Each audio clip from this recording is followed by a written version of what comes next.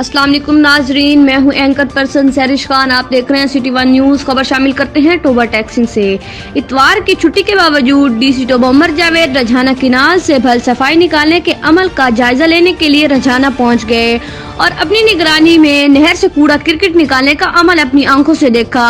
VO इतवार की छुट्टी के बावजूद DC Toba Umar Javed, ADCR Mudassir Bukhari, AC Toba Rizwanul Haqpuri, DIO Salman Khalid, महकमा इरिगेशन टोबा के अफसरान, एमपीए सईद अहमद सईदी और मरकजी नायब सदर पीटीआई चौधरी मोहम्मद इशफाक के हमरा नहरों की भल सफाई का मुआयना करने रजाना पहुंचे और अपनी निगरानी में रजाना किनाल से भल सफाई और कूड़ा क्रिकेट निकालने के अमल का जायजा लिया।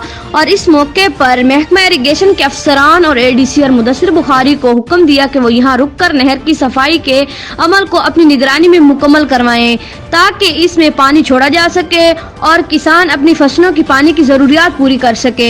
इस मौके पर डीसी उमर जावेद ने मीडिया के तौर से अवाम से अपील की कि वो कूड़ा क्रिकेट नहर में ना फेंका करें।